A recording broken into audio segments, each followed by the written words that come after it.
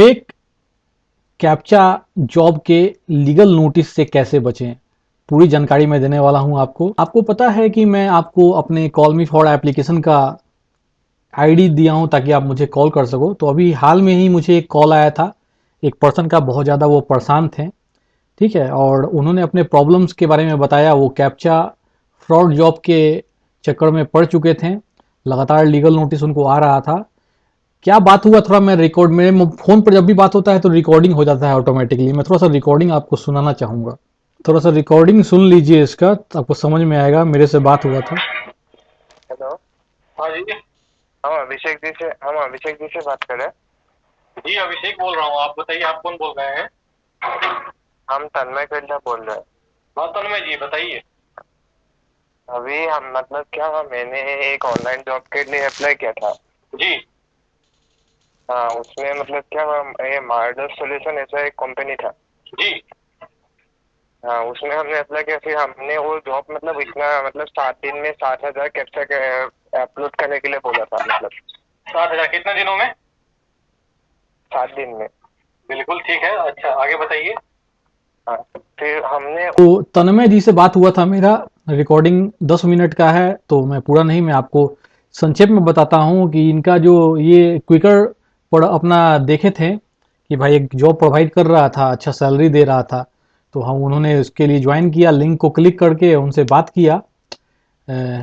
Apply जब किया तो कॉल आ गया, वहाँ से बताया गया था कि 7,000 आप इनको जो है कैप्चा फिलिंग करना है 7 दिन के अंदर में, अच्छा सैलरी देने के लिए कहा गया था। इनका डॉक्यूमेंट भी ले लिया गया था और एक एग्रीमेंट बना के इनको दे दिया गया था, ठीक है। और फिर जो है इनसे इनको फिर बाद में पसंद नहीं आया वर्क, उसके बाद जो है इन्होंने मना भी किया, लेकिन वहां से बार बार लीगल नोटिस और धमकी जो है ना दे रहा है एडवोकेट के माध्यम से। तो देखिए, सिंपल सा एक चीज मैं आपको यहाँ बता रहा हूँ कि इस तरह का जो भी वर्क है, चाहे फेक के कैप्चा हो, फॉर्म फिलिंग हो, डाटा एंट्री हो, इनके पास कोई वर्क नहीं होता है।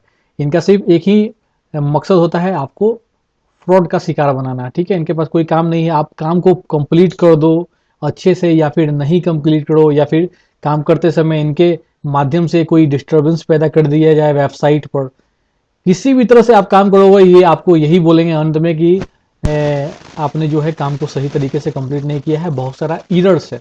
अगर आप खुद से भी छोड़ दोगे तो भी ये बोलेंगे कि आपने काम जो है सही समय पर नहीं किया है, काम कंप्लीट नहीं किया है, आपका एग्रीमेंट तैयार है। और फिर जो है उसके बाद इनका धमकी स्टार्ट हो जाता है।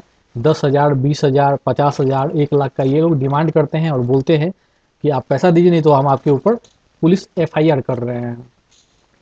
तो ऐसे फ्रॉड लोगों को आप पैसा देना चाहिएगा, बिल्कुल नहीं देना चाहिए। लोगों को ये डराते हैं और डरा धमका के आप जितना ज़्यादा डरोगे आप तो लगेगा कि भाई इनको पैसा दे के हम अपना झंझट से मुक्त हो जाएं, ठीक है। पैसा जब मांगते हैं तो ये सिंपली यूपीआई आईडी या पेटीएम नंबर वगैरह देते हैं, ठीक है। और कभी भी ये बैंक अकाउंट भी नहीं देते हैं डर के मारे, क्योंकि इनको पता है कि जो बैंक अकाउंट इन्होंने बनाया है वो फर्जी होता है। आप जैसे बहुत सारे लोग जो हैं उनको उल्लू बनाने के बाद, फ्रॉड करने के बाद, उस बैंक में पैसा मंगवाने के बाद जो है ये अपना बैंक अकाउंट से पैसा निकाल के वो भाग जाते हैं, क्योंकि अकाउंट भी इनका फर्जी होता है। इसलिए जब ये आपको धमकी देते हैं तो जल्द से जल्द चाहते हैं कि आपसे पैसा इनको मिल जाए। वो बोलेंगे कि जल्दी से आप 1 घंटा के अंदर जो है हमको पैसा अकाउंट में डाल दीजिए, ठीक है, नहीं तो आपके ऊपर एफआईआर कर देंगे। मतलब जितना जल्दी हो सके आपसे वो पैसा लेके जो है फरार होना चाहते हैं, आपको समय भी नहीं देना चाहते हैं।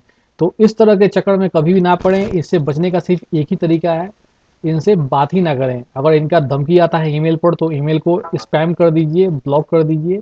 फ़ोन पर कॉल आए तो फ़ोन नंबर को ब्लॉक कीजिए। व्हाट्सएप पर अगर आता इनका मैसेज आए उसको ब्लॉक कीजिए। तब आप जो है बच जाइएगा। जब तक आप इनसे बात कीजिएगा आप इसमें फंसते रहिएगा, क्योंकि ये इतना डराते हैं फ़ोन के ऊपर में कि आप डर के पैसा दे दीजिएगा। इनका नंबर आप ब्लॉक कर दोगे तो हो सकता है किसी दूसरे नंबर से कॉल करें ये आपको, ये तो छोड़ेंगे नहीं, इनके पास 4, 5, 10 नंबर हो सकता है। तो सिंपल सा तरीका मैं बता रहा हूँ, आप इनका नंबर ब्लॉक करते हो, फिर ये अदर नंबर से कॉल करते हैं। आप अपने फ़ोन के ऊपर देखो कि ये कोई अदर नंबर का कॉल तो नहीं है। देखो ये अदर नंबर का है तो आपको क्या करना है, आपको तो पता करना है कौन कॉल कर रहा है। सिंपली जो है कॉल को एक्सेप्ट करिए, कान के ऊपर रखिए।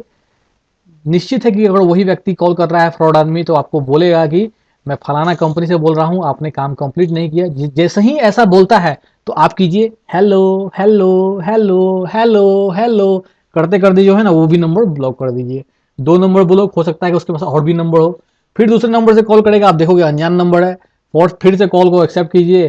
फिर आपको तुरंत वहां से बोलेगा कि भाई हेलो, हम तो फलाना कंपनी से हैं, आपने अभी तक पैसा नहीं दिया। आप बोलो हेलो हेलो हेलो हेलो, बात ही नहीं करना है और नंबर को ब्लॉक करते जाना है।